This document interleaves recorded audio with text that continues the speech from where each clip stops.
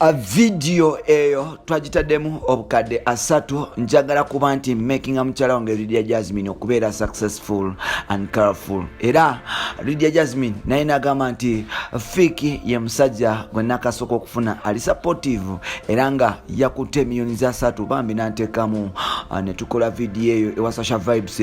Sisobola kwagala musajja mulala, sisobola kuba nti nsulawo Fiki weebale nnyo. Tukwaniriza natera ku mukutu gwaffe omuganzi ogomanyikiddwa nga Uganda Mukamuli amanya neddoboozi Mpita Ntambi Kimso anamba Rich Boy Maxudi Junior. Ankugambye oli waddembe okuba nti onfollowinga wali ku Instagram nkosa Ntambi Kimso 5 osobola okuba nti onfuna, ate nga bugenda wali ku Twitter nkosa Kimso 16.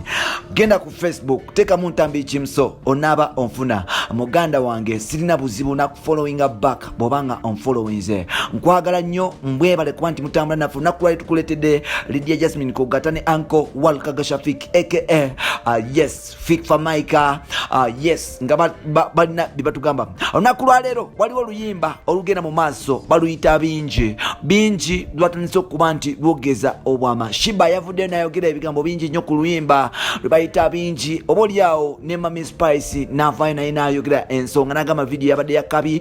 Bw'otunulira Uncle Pius Mayanja naye yavuddeyo nawaana video. Palaso yagambye nti video ya bingi yakabi era yebaza nnyo Fik ne Lydia. Ate bw'ogenda ku mwana mulenzi amanyikiddwa nga Grenade Official naye yavuddeyo nagamba ekintu kyekimu. Bw'otunulira Jose Chameleon yavuddeyo nagamba nti owai mu generation ejja Fik bamwegendereze. Bantu bangi abakomentinze ku video eno especially ku mukutu gwa Instagram bayogedde ebigambo bingi era Shiba yagiwanye nnyo. Olunaku lwa leero ababiri bavuddeyo ne batubulira ekyama ekiri mu video eno era ne sente mekazi bateekamu kuba nti bashootinga video eno n'okuba nti yes coming up with such a beautiful video. Olunaku lwa leero Lydia Jasmine avune nagamba nti talaba nk'omusajja ali supportive nga Fik Famaika. Fik Famaika y'omu ku bavubuka abato abakyasinze okuba nti bategera era Lydia agambye nti kizibu nnyo ku myaka Fik gy'alina okufuna omusajja ategeranga ye y'ensonga lwaki yeewaddeyo kuba nti amuwa ebyalo byonna bimulambuze okuva wano paka Malaba agenda bimuvuwa abirambule. Kwegamba Lydia Jasmine yagambye nti Fik Famaika ali waddembe okuba nti afuka tourism ambassador w'omubiri gwe ng'asobola okumulambuza okuva wano paka Cairo Egypt. Ensonga lwaki nti agamba nti Fiki ali very supportive. Agamba nti Fiki musajja mekete. Agamba Fiki tatya kuba nti ateekamu as long as I know omuntu gwayamba. Lydia Jasmine agambye nti ku myaka Fik jalina ku myaka gye tafuna nk'omusajja ali loyal, tafuna nk'omusajja ali faithful, tafuna nk'omusajja ali dedicative, tafuna nk'omusajja ali committed nga Fik Famaika. Lydia bino byonna abigamba nga video ya bingi efulumye. Lydia agamba nti Fik Famaika yakutte million almost 3 nateeka mu video eno ekintu kyatalaba nk'omusajja yenna ng'akimukolera, wabula abasajja abasinga baagala just kintu kimu pum bawete.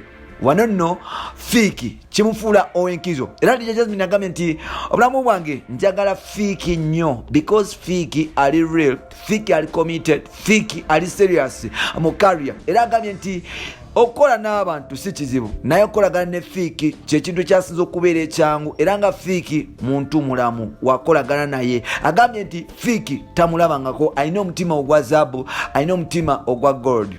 Kino nno kikulaga nti Fiki y'omu ku bavubuka abato naye okukwata million 3 okugateekamu video bannayuganda tebakisobola abasinga obungi. Video gye batadde eyagikutte bamuyita Uncle Sasha Vibes. Omusajja ono yakyasinza okubeera expensive mu videography ze Uganda era omusajja ono yasoma kye bayita film is a film director naye nga yasalawo okuba nti akozesa art ne knowledge wa film okuba nti amuteeka mu music videos e Uganda. Kino nno kimufuula ow'enjawulo kyova olaba nti Sasha Vibes ali very expensive. Video Sasha bakolera eri cheapest ng'oli kyaliwe oba olina kubeera na million 10. Yes kikulaga nti Sasha ali serious. Now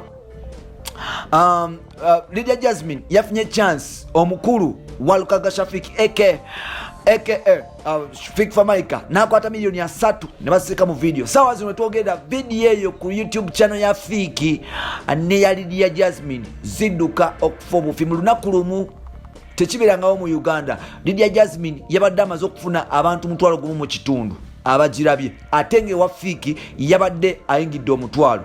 That means ti mu Uganda kibadde nga kizibu okufuna 1,000 olunaku lumu ku music video. Bakikoze ba B2C nabo bagezaako kuba nti bakikola ku video yaabwe emanyikiddwa nga mundaawo. Walukaga oba like Fik Famaika agamba nti Lydia naye ali real ate ali real eri gyali yensonga lwaki basazeewo okwekwata ne bateekamu ssente mpitiri mu video eyo. Era Fik agamba nti si wakukoma ku bingi video bakyakola ne video nyingi ezijja mu maaso awo ez'ettabu ate nga zakabi ne Lydia. Agamba nti tekimusala kukola na Lydia nyimba because ekisooka bamukwana ate bagatta bingi. Jukira nti system za Lydia Jasmine enaku zino azirimu bamuyita Walukaga Shafik aka Fik Famaika. Era nga abamu bagamba nti oba oliawo maanyi ga mugongo gatandise okuba nti gakola nti Fiki yasazeewo okuba nti ateeka oba oliawo mu mukyala we akasente basobole okuba nti oba oliawo batufuna sente zaabwe mu stream n'ebisigaddewo engezi kiri nti ne concert teziriwo mpola mpola. Fik Famaika y'omu ku bayimbi abali aggressive, y'omu ku bayimbi bukyanga kama agenda omwana ono alemeddewo. Era oyinza okulowooza nti kama talina kye yali akola ku career ye because tadirirangako omwana agenda mu maaso n'okuba nti adevelopinga n'okuba nti abuildinga career ye strong. Bampita Ntambi Kimso webale kuba nti otambula naffe omukutu guli gumu Uganda mu Kamoli. Jangu tukole, jangu wekumire wano, leka comment yo mu comment section wama combination ya Lydia Jasmine ne Fiki enakola nchidda combination ya Fik Famaika ne Lydia Jasmine enakola obaka one. Leka opinion yo mu comment section then tukomeo.